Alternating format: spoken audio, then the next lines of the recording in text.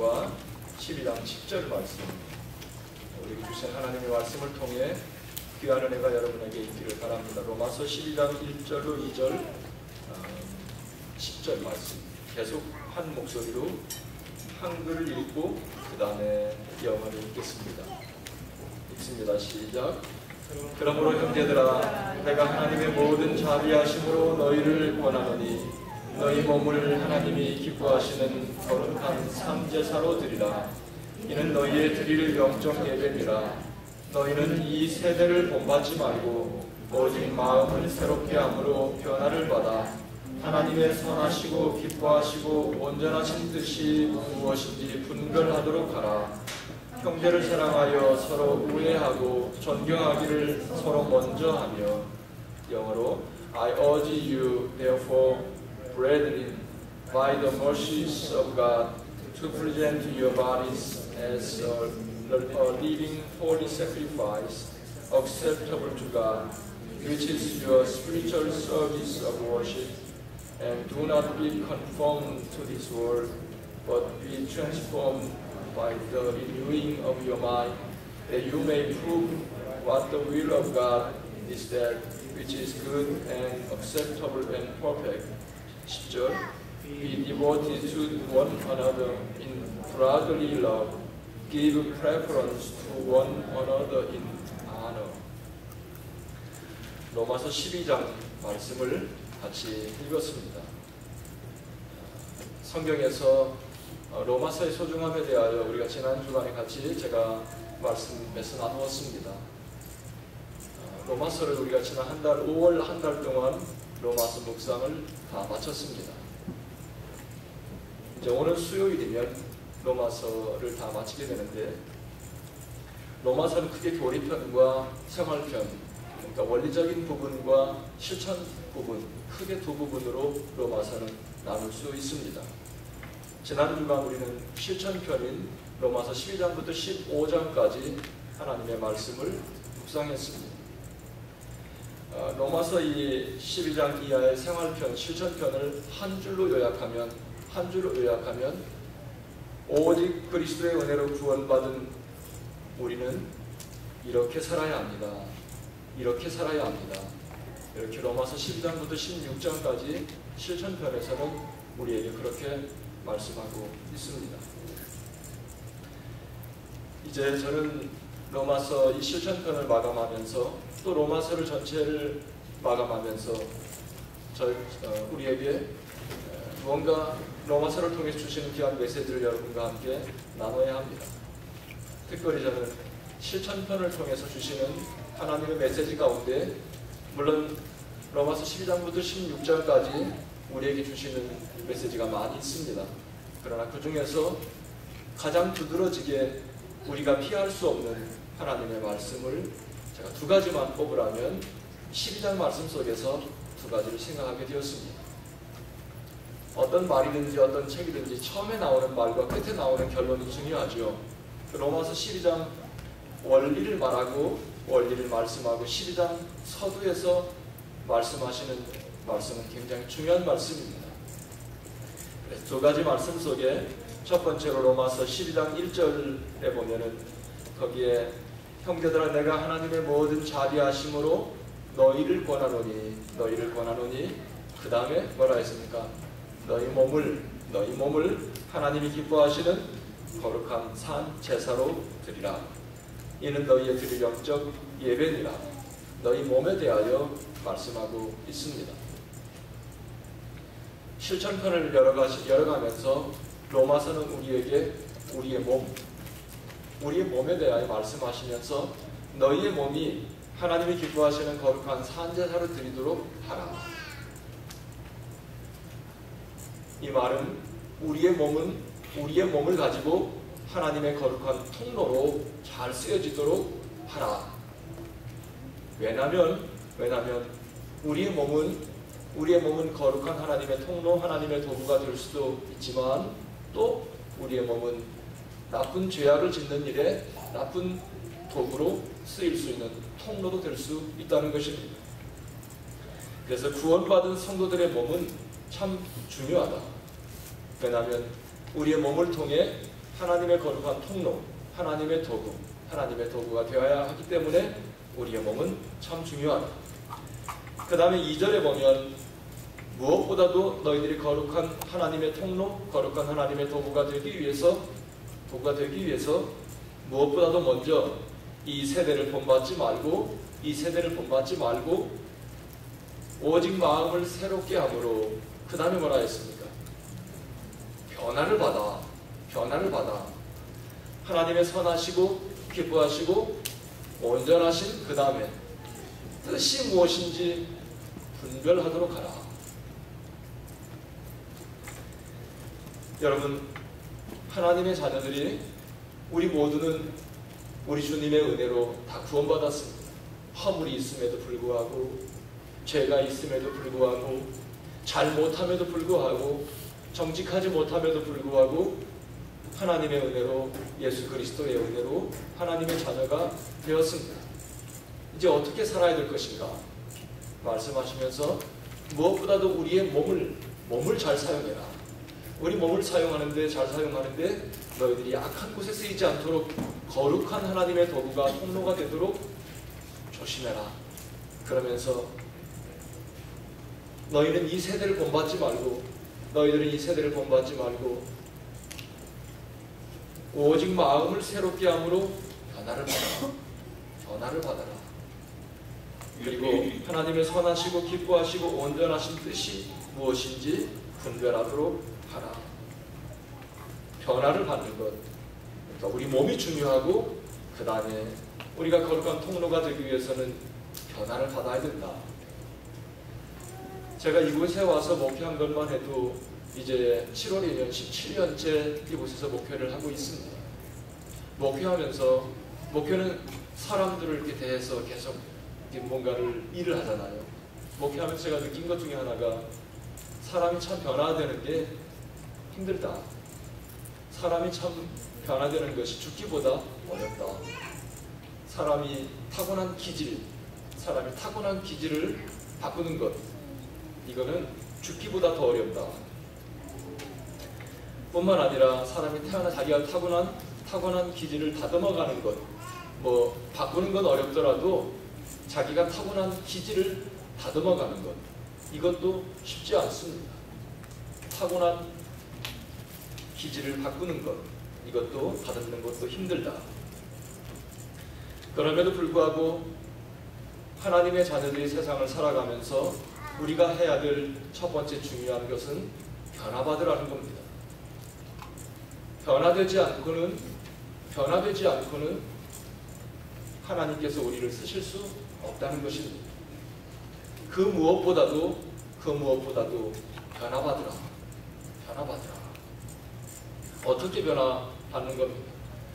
요한복음 2장에 보면 예수님께서 그 가나의 혼인잔치에서 물로 포도주를 만들었습니다. 물로 포도주를 만들었는데 잔치집에서 물이 쓰여지는 용도는 손과 발 닦는 것밖에 특별히 다르게 쓸 일이 없었어요. 그 물은. 그런데 예수님께서 잔치집에서 그 물로 모든 사람들이 즐겁게 잔치를 치를 수 있는 맛있는 포도주를 만들었어요.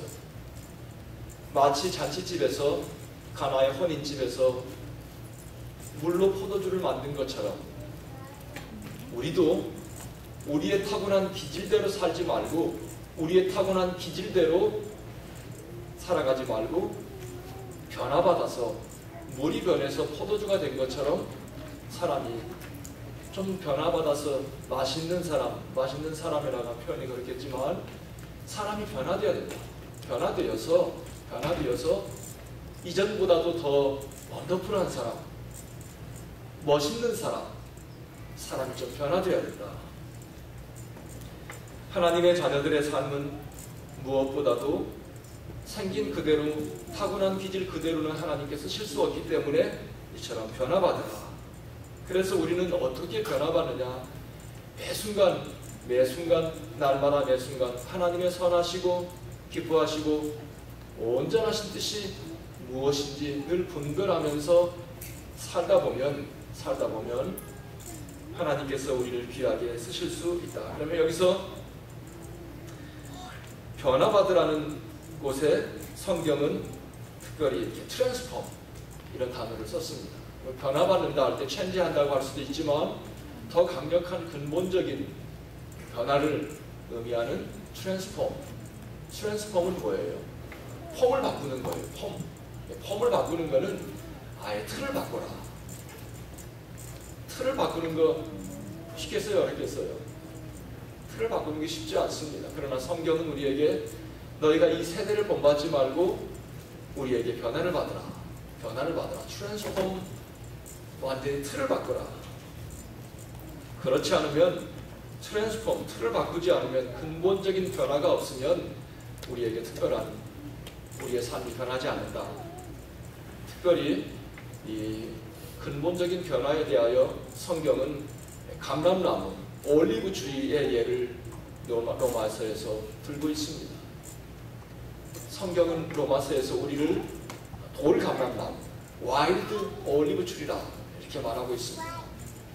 그런데 와일드 올리브 트리에서 열리는 감람나무, 올리브 열매는 먹을 수 없다. 여러분, 돌 감람나무, 와일드 올리브 트리가 아무리 거기에 거름을 주고 별 수단을 다 부려도 돌 감람나무, 와일드 올리브 트리를 참 감람나무, 맛있는 올리브 나무로 바꿀 수 없습니다. 오직 돌 감람나무를 참 감람나무로 바꿀 수 있는 유일한 방법은 뭐예요? 접붙이는 것밖에 없어요. 그래프트 한다고 하죠. 그래프트. 어떠시대요? 그래. 와일드 올리브 트리에다가 참 감람나무, 진짜 올리브 트리를 접붙일 때 비로소 이 돌 감람나무가 쓸모가 있다. 그래서 근본적인 변화에 있어서 우리 스스로는 아무래도 변하지 않는다는 것입니다. 그러면 하나님의 자녀들이 살아가는 동안 무엇보다도 네 자신이 변하지 않고는 하나님께서 쓸 수 없다. 오직 네가 근본적인 네 자신이 바뀌기 위해서는 예수님께 접붙이는 것밖에 다른 방법이 없다는 것입니다. 아무리 내가 내 노력으로 내 자신을 바꿔보려고 해도 작심삼일이에요. 뭐 오늘 아침에 결심했는데 누가 말 한마디만 나에게 기분 상하는 말, 내 마음을 허락하는 말을 하면 금방 뭐 언제 생각했냐는 듯이 내가 뒤집어져 버려요. 그렇기 때문에 돌 감람나무인 우리는 아무리 내가 스스로 노력해도 잘 안 된다는 거예요. 변화가 잘 안 돼요. 그래서 성경은 우리에게 근본적인 네가 트랜스폼, 네 틀을 바꾸기 위해서는 접붙이는 것밖에 다른 방법이 없다. 예수님께 접붙이는 것, 이것을 성경은 예수님과 함께 내가 죽는다. 예수님과 함께 죽는다. 그리고 예수님께서 내 안에 사신다. 이런 식으로 성경은 표현하고 있습니다. 우리는 예수님과 함께 내가 십자가에 죽고 매 순간순간 살아가며 하나님의 선하시고 기뻐하시고 온전하신 하나님의 뜻이 무엇인가를 고민하면서 살아갈 때 비로소 우리에게 새로운 소망, 하나님께서 쓰실 만한 거룩한 도구, 하나님께 쓰실 만한 거룩한 통로가 될 수 있다는 거예요. 여러분 자신이 그리스도 안에서 변화받지 못하면 하나님께 쓰임받지 못합니다. 우리 각자 타고난 기질은, 템퍼는 각각 달라요. 어떤 사람은 굉장히 잘 인내할 수 있어요. 여러분, 잘 인내할 수 있는 사람은 그게 그 사람의 특징이에요. 그러나 인내하는 사람은 그게 특징이지만 대체로 인내를 잘하는 사람의 특징은 좀 느린 면이 있을 수 있어요. 세상의 모든 어떤 기질도 완전한 거 없어요. 모든 기질은 그게 장점이면 곧바로 뒤집어 보면 그 사람은 그게 단점이에요. 굉장히 쾌활해요. 쾌활한 사람은 어디 가든지 금방 분위기를 확 바꿔놓을 수 있어요. 그렇죠? 다들 분위기가 좀 음산하고 이렇게 우울해요. 그런데 쾌활한 사람이면 금방 분위기를 바꿔놓을 수 있지만 이 사람은 뭐예요? 묵상의 시간이 없을 수 있는 단점이 있어요. 조용하지 못해요. 혼자 있지 못해요. 예수님은 뭐예요? 항상 군중 속에 있었지만 혼자 있는 시간 꼭 찾았어요. 그러니까 세상의 모든 우리의 기질은 어떤 어떤 기질도 나쁜 것도 없고 좋은 것도 없어요. 다 모든 것이 뒤집어 보면 좋은 것이 있는 반면에 나빠요. 나쁜 기질도 뒤집어 보면 좋은 거예요. 그렇기 때문에 우리는 변화받지 않으면 하나님께서 우리를 쓸 수 없다는 것입니다.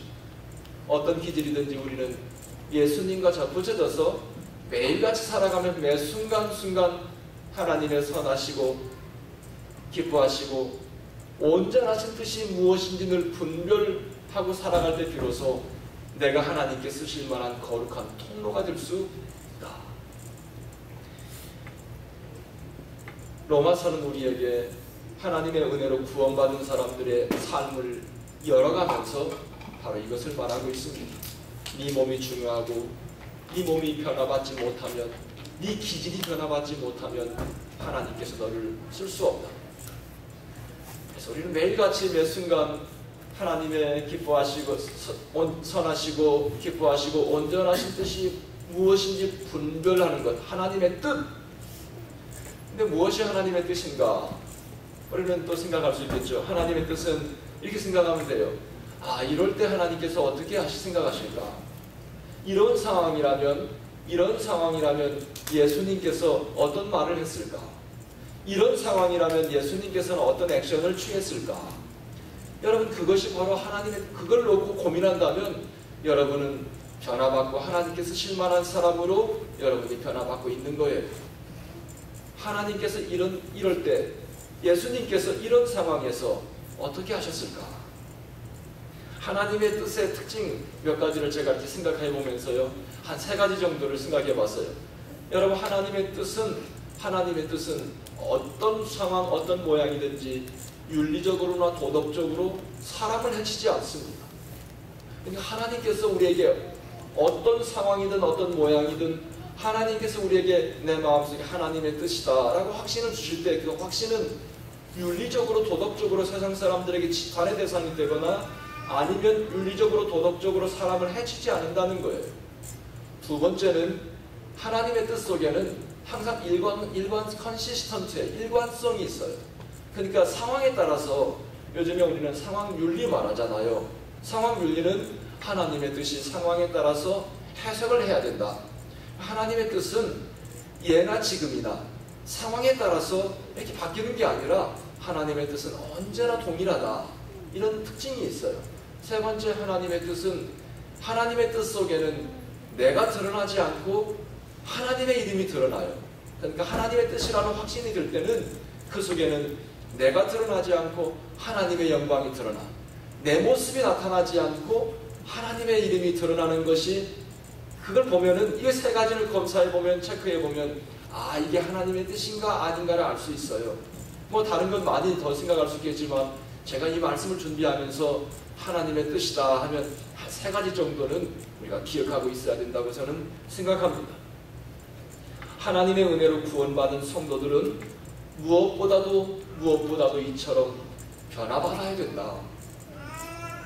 여러분, 하나님의 사람들은 그러므로 하나님의 사람들은 하나님의 뜻을 놓고 늘 고민하고 갈등하고 씨름하고 거기에서 영적인 전쟁이 늘 자기의 마음속에 있는 것입니다. 여러분 우리 모두는 하나님 앞에 완전할 수 없어요. 그렇기 때문에 우리가 이 땅에 살아가면서 우리의 삶 속에 내 안에서 일어나는 영적인 전쟁은 피할 수 없습니다. 만약에 여러분 삶 속에 나는 영적인 전쟁이 없어 그러면 교만한 거예요. 자신을 속이는 것입니다. 성경 말씀에 네 자신이 죄가 없다 하면 네 자신을 속이고 있는 것이라고 말씀했습니다. 우리 모두는 죽을 때까지 죄로부터 그렇게 자유로울 수 없습니다. 알게 모르게 죄가 내 영혼 속에, 내 생각 속에, 내 마음 속에, 내 삶 속에 침투해와요. 마귀가 지나가면서 죄악의 씨앗을 뿌려놓기도 해요. 우리는 이 모든 마귀의 유혹으로부터 한순간도 자유롭지 못합니다. 우리는 매 순간 긴장하고 있어야 되고 영적인 싸움에서 우리는 내가 실패하지 않기 위해서 늘 하나님의 뜻이 무엇인지 분별하도록 영적으로 긴장하고 있어야 한다. 그래서 실천편에서 우리에게 주시는 첫 번째 중요한 메시지는 네 기질이 변화받지 않으면 하나님께 쓰실 수 없다. 기억할 수 있죠? 우리 모두는 내 자신의 독특한 기질이 있어요. 우리 기질은 하나도 버릴 게 없다. 다듬어져야 된다. 이 말을 변화돼야 된다. 변화받지 트랜스폼하지 않으면, 트랜스폼은 예수님과 함께 내가 죽지 않으면, 예수님과 함께 접붙여지지 않으면 안 된다.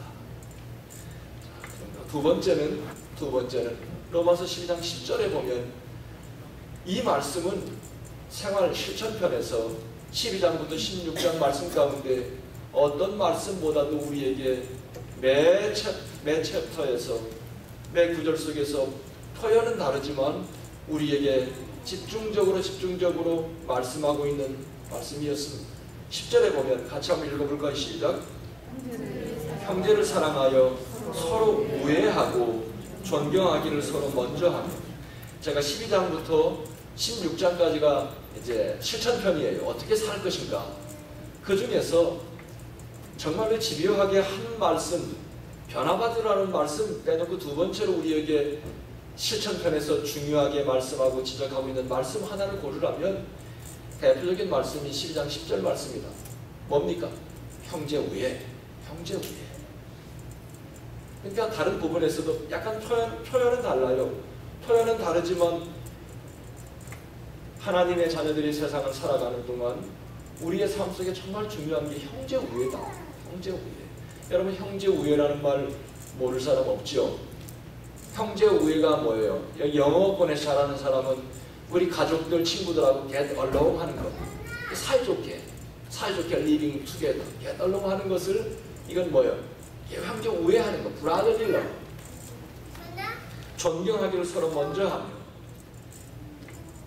제가 이 말씀을 여러분들이 못 믿겠다 할 것 같아서 제가 그 말씀들을 이렇게 좀 찾아봤어요. 같이 보면 12장 12절 14절 12장 14절에 보면 같이 읽어요. 시작. 너희를 박해하는 자를 축복하라. 축복하고 저주하지 말라. 자, 그 다음에 17절 18절 보면 같이 읽어요. 또 아무에게도 악을 악으로 갚지 말고 모든 사람 앞에서 선한 일을 도모하라. 그 다음에 18절 할 수 있거든 너희로서는 모든 사람과 더불어 화목하라. 그 다음에 13장 10절 상반절 앞부분에 보면 같이 읽어요. 시작. 사람은 이웃에게 악을 행하지 않는다. 또 그 다음에 14장 1절 2절 시작. 믿음이 연약한 자를 너희가 받되 그의 의견을 비판하지 말라. 어떤 사람은 모든 것을 먹을 만한 믿음이 있고 믿음이 연약한 자는 뭐다? 채소만 먹는다. 그 다음 10절에 보면 내가 어찌하여 내 형제를 비판하느냐, 어찌하여 내 형제를 업신여기느냐, 우리가 다 하나님의 심판대 앞에 서리라.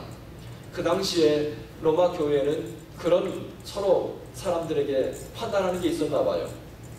성경에 보면 이 음식 문제, 먹는 문제로 성경 창세기에 보면 하나님께서 원래 우리에게 고기를 음식으로 주시지 않았어. 우리는 하나님께서 원래 지으시기를 채소만 먹도록 지음받았어. 그래서 고기를 먹는 사람을 야만이로 본다거나 고기 먹는 사람을 신앙이 없는 사람이라고 비웃는 사람들이 있었고, 그 다음에 채소만 먹는 사람들을 가리켜서 저 믿음이 없는 사람들이다. 왜냐하면 하나님이 주신 거 다 버릴 것이 없지. 그래서 서로 이렇게 네가 맞네 내가 맞네 그러면서 음식 문제로 로마 교회에 문제가 있었던 것 같습니다. 그래서 너희가 믿음이 연약한 자를 너희 비판하지 말고 서로 받으라. 의견을 비판하지 말고 받으라. 어떤 사람은 먹을 만한 믿음이 있고 믿음이 연약한 자는 채소만 먹느니라. 형제들을 비판하지 말라. 우리 모두는 마지막 날 하나님의 심판대 앞에 서서 각자 자기 일을 하나님 앞에 말할 것이다. 그리고 15장 1절에 보면 믿음이 강한 우리는 마땅히 믿음이 약한 자의 약점을 담당하고, 그 다음에 같이 읽어요. 시작. 자기를 기쁘게 하지 아니할 것이라. 그 다음에 우리 각 사람이 또 이웃을 기쁘게 하되 선을 이루고 덕을 세우도록 할지니라. 나를 기쁘게 하지 말고 뭐라고? 누굴 기쁘게 하라고요? 이웃을 기쁘게 하라. 그 다음에 3절, 그리스도께서도 자기를 기쁘게 하지 않았다. 7절, 그러므로 시작. 그리스도께서 우리를 받아 하나님께 영광을 돌리심과 같이 너희도 어떻게? 서로 받으라. 하나님의 자녀들은 자기를 기쁘게 하지 말고 이웃을 기쁘게 하라. 예수님께서도 자기 기쁘게 하지 않고 이웃을 다른 사람들을 기쁘게 했다. 그러면서 예수님은 우리를 받으신, 예수님께서 우리를 그냥 억셉트 하신 것처럼 우리도 형제들이 생긴 그대로 받으라. 저는 로마서 12장부터 끝절까지 16장까지 이 실천편, 어떻게 우리가 살 것인가에서 두 번째 우리에게 주시는 참으로 중요한 메시지는 형제 우애였습니다. 형제 우애. 여러분, 우리는 신앙생활하며 교우들과 아니면 신앙생활하며 우리 동료들과 아니면 신앙생활하며 또 우리 가정에서 부모 자식과 아니면 우리가 신앙생활하면서 아니면 또 부부간에도 우리는 서로 오해하지 못하는 경우가 참 많습니다. 오해하지 못해요. 성경은 우리에게 형제 우애에 대하여 말씀하고 있습니다. 자녀를 키우는 부모들이 가장 속상할 때가 뭔 줄 아십니까? 요즘에는 뭐 집마다 뭐 자식이 하나밖에 없으니까 그런 일은 싸울 일이 없어요. 그렇죠. 그런데 자식이 여러 집에서 부모가 가장 속상할 때는 어떤 때보다도 자식들이 서로 우애하지 못하고 서로 물고치질 때예요. 없는 집에서도 자식들이 서로 우애하고 서로 형제가 아껴주고 서로가 잘못하는 걸 덮어주고, 형은 동생을, 누나는 동생을, 동생은 형을, 서로가 우애하고 있을 때 부모는 참 뭐예요? 자식을 낳은 걸 보람있게 생각하고 행복해요. 그래도 우리 집은 먹을 건 없어도 아이들이 서로 우애하는 걸 보면서 서로 부모가 참 행복한 것입니다.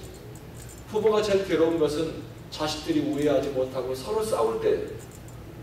저는 하나님도 틀림없을 것이다.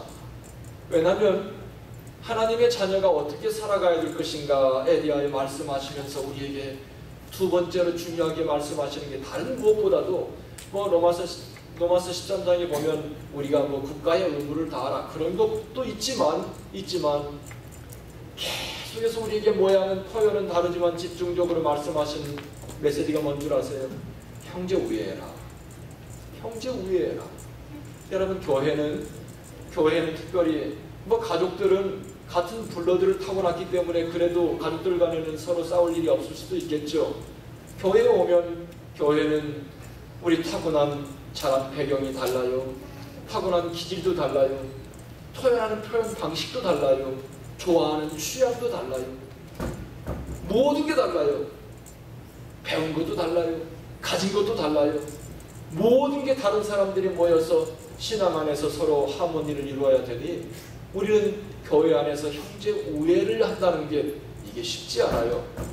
여러분, 오늘 우리에게 주시는 로마서를 통해 주시는 메시지를 강 목사의 말로 받지 마세요. 하나님께서 우리 모두에게 주시는 이번 주간에 로마서 이 생활편을 마감하며 하나님께서 우리 주시는 귀한 메시지입니다. 우리는 무엇보다도 형제 우애.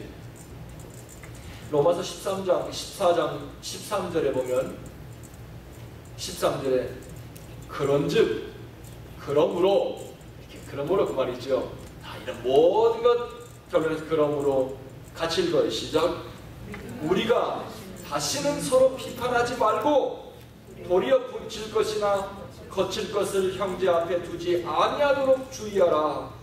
그러므로 우리가 그 다음에 또 화평의 일과 서로 덕을 세우는 일을 힘쓰나니. 21절 고기도 먹지 아니하고 포도주도 마시지 아니하고 무엇이든지 내 형제로 거리끼게 하는 일을 아니하니 아름답다. 다시는 서로 비판하지 말라. 여러분, 이런 말씀들이 그냥 굉장히 두렵지 않아요?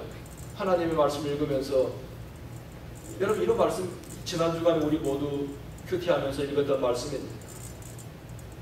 나는 그날 아침 이 말씀 읽으면서 하나님께서 굉장히 우리에게 선명하게 무섭게 말씀합니다. 다시는 불평하지 마. 그렇게 들리지 않으세요? 다시는 네 입에서 형제 우애하지 못하고 불평하는 말 네 입에서 나오지 않도록 해.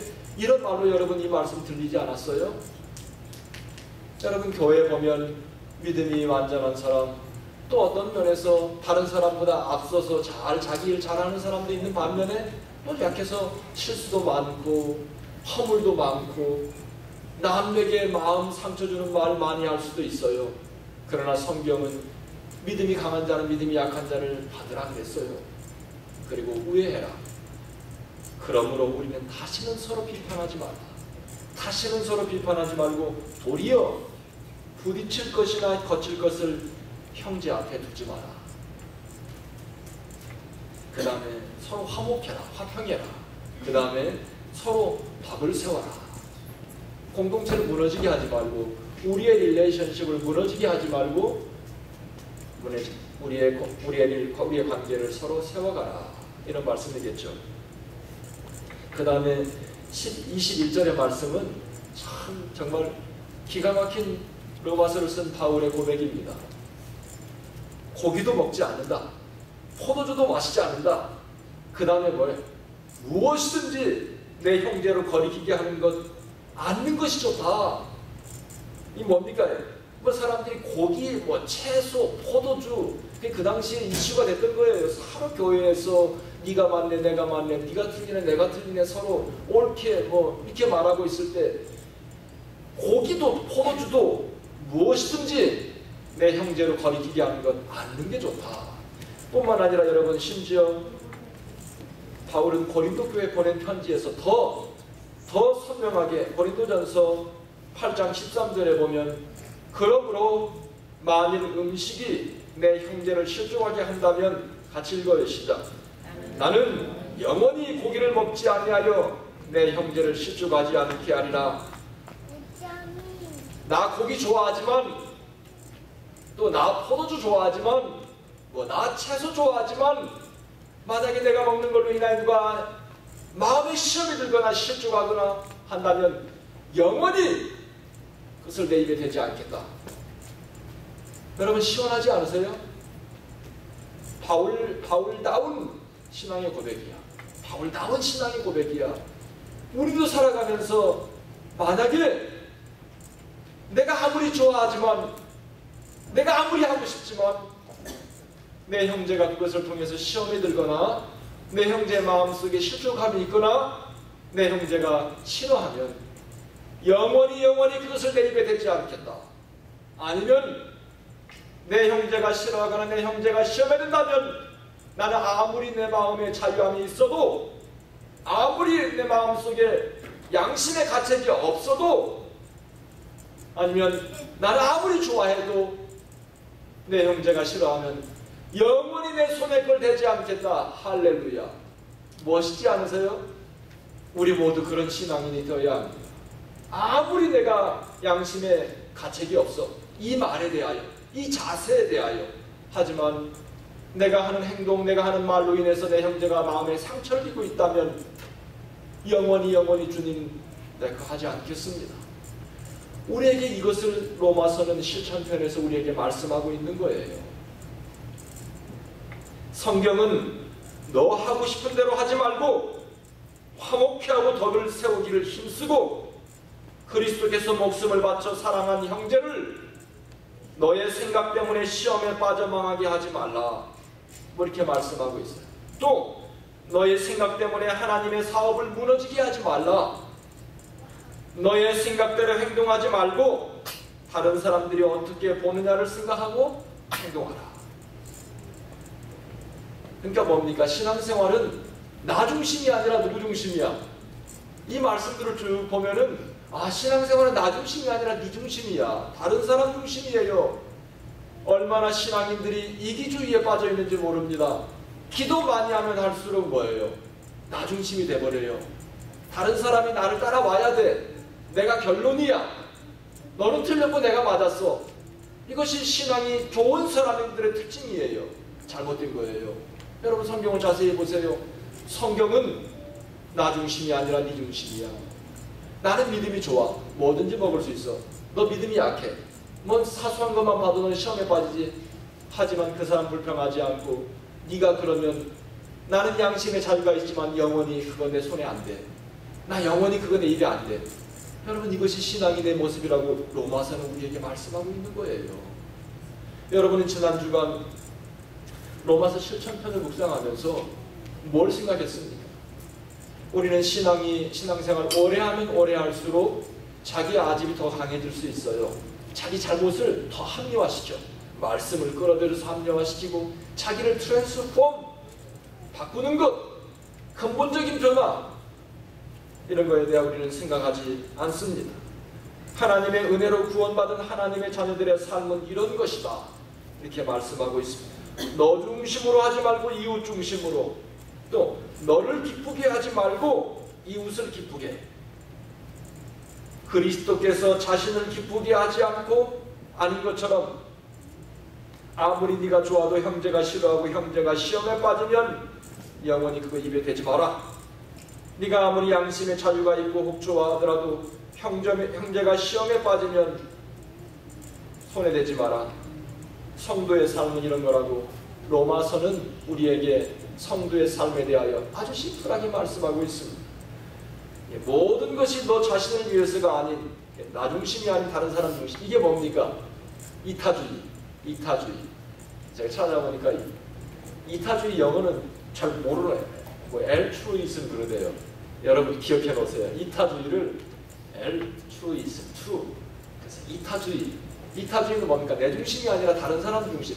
기독교의 정신, 예수 그리스도의 정신은, 로마서에서 우리의 삶 속에 가르쳐 주시는 정신은 네 중심이 아니라 다른 사람 중심이다. 이거예요. 이타주의는 자신이 아닌 다른 사람의 복지의 증진을 삶의 목적으로 하는 것. 이기주의는 여기에 반해. 이기주의는 자기 이익만을 추구하고 셀피시한 거는 다른 사람의 이익은 아예 고려도 안 해. 이게 이기주의예요. 이타주의는 나 중심이 아니라 다른 사람 중심. 이기주의는 뭐예요? 오직 내가 중요해. 너는 중요하지 않아. 내 마음에 시험 든 게 더 중요해. 내 마음에 헐트 받은 게 더 중요해. 네 마음에 헐트 받은 것 중요하지 않아. 이게 이기주의예요. 여러분 이타주의, 나 중심이 아니라 다른 사람 중심, 이게 그리스도인의 삶 속에 나타나야 될 열매라. 이게 하나님의 자녀의 삶 속에 나타나야 될 삶의 모습이다. 이게 내 중심이 아니라 다른 사람 중심. 나는 없어지는 거예요.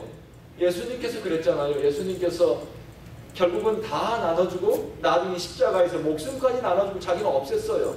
이게 그리스도의 정신. 나 중심으로 생각하면 이해 안 가는 게 많아. 나 중심으로 생각하면 저 사람 이해 안 가. 왜 그러는지 이해가 안 가. 그렇죠? 이해한다는 말이 영어로 뭐예요? 이해한다는 말이 영어로 뭐예요? 이해하다. understand. 그렇죠? understand. 여러분 누군가 이해가 안 돼.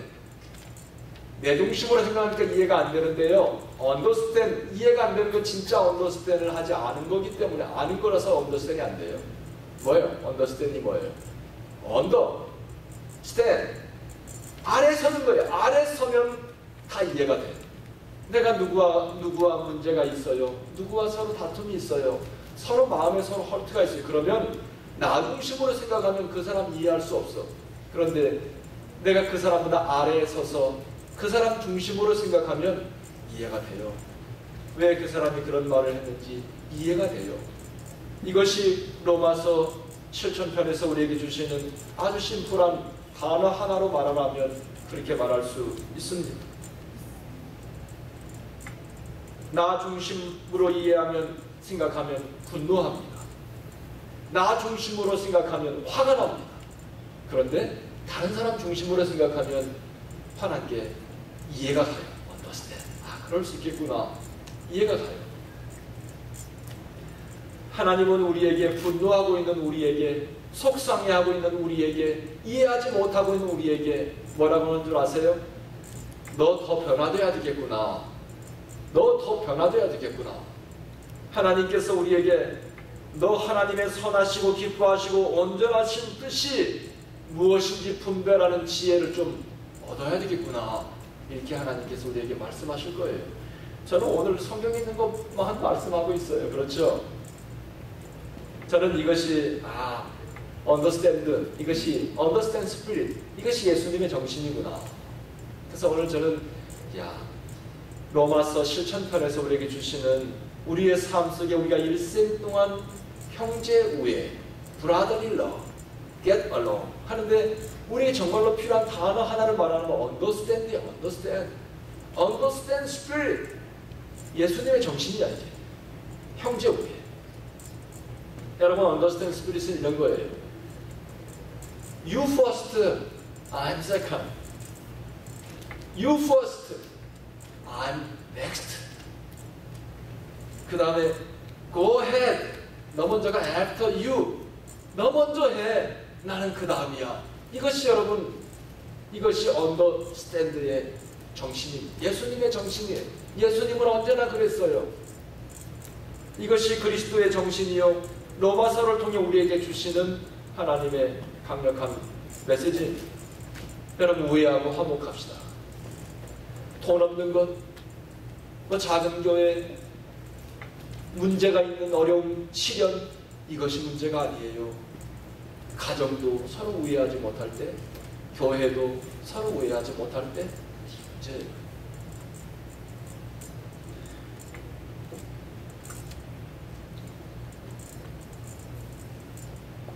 언더스탠드 하면 이해가 되고 오해하고 화목할 수 있다. 제가 마지막으로 전설같이 내려오는 인도의 성자 선다싱의 이야기를 여러분은 기억하고 있을 것입니다. 선다싱의 이야기는 우리에게 감동을 줍니다. 그는 1893년 9월 3일 힌두교의 가정에서 태어났습니다. 선다싱은 36세에 그는 하나님의 극적의 은혜로 회심하고 하나님의 자녀가 되었고 히말라야, 네팔, 히말라야를 인도에서 네팔로 넘어다니면서 히말라야를 넘나들면서 하나님의 복음을 전했답니다. 36세에 인도에서 히말라야, 네팔, 히말라야를 넘나들면서 복음을 증거하다가 실종됐답니다. 36세. 선다싱은 눈보라가 몰아치는 어느 날 네팔의 어느 산길을 걸어가고 있었습니다. 마침 같은 방향의 여행자가 있어서 두 사람은 정말로 죽을 듯한 그 추위 속에서 서로 의지하며 네팔 어느 산길을 같이 걷고 있었답니다. 발걸음을 재촉하고 있는데 산피탈에 이르렀을 때 어느 한 사람이 눈 위에 쓰러져서 죽어가고 있었습니다. 선다싱이 같이 동행하는 여행자에게 이렇게 말했답니다. 우리 저 사람을 구해줍시다. 같이 갑시다. 그러다 여행자는 선다싱을 향하여 화를 내면서 나 하나도 지금 간수하지 못해서 이렇게 추위에서 벌벌 떨면서 가고 있는데 어림도 없는 소리라고 하면서 화를 내고 먼저 가버렸습니다. 선다싱은 얼어 죽어가고 있는 그 사람을 등에 업고 네팔의 그 산길 추위를 무릅쓰고 죽을 힘을 다하여서 눈보라를 헤치면서 그 산길을 오르고 있었습니다. 꼭 선다싱은 죽을 것만 같았답니다. 그러나 그는 있는 힘을 다하여 올라가다 보니 이마에서는 땀이 나기 시작했습니다. 그리고 선다싱이 그 차원에 의해서 얼어 죽어가던 그 사람이 추위 얼었던 몸이 녹기 시작했습니다. 그리고 그 두 사람은 서로 몸을 의지하여 추위를 녹이면서 동네 어귀에 이르렀을 때 얼어 죽은 한 사람을 발견하고 깜짝 놀랐답니다. 그 사람 바로 먼저 살겠다고 먼저 갔던 그 사람이었습니다. 여러분, 이기주의는 망합니다. 그러나 이타주의는 너도 살고 나도 사는 거예요. 여러분, 오늘 로마서 실천편을 마감하며 7편을 묵상 마감하며 성경이 우리에게 말씀하시는 하나님의 자녀의 삶, 이런 거 아니에요? 이런 거. 우리가 살아가면서 understand 할 때 우리는 너도 살고 나도 사는 것, 이것이 로마서 실천편에서 우리에게 주시는 하나님의 강력한 메시지. 형제 우애하며 신앙생활 합시다. 이것이 하나님께서 우리에게 주시는 성도의 삶의 마지막 교훈입니다. 기도하겠습니다. 오늘 말씀을 생각하며 하나님의 부르심, 너희가 나를 택한 것이 아니고 내가 너를 택하여 세웠다.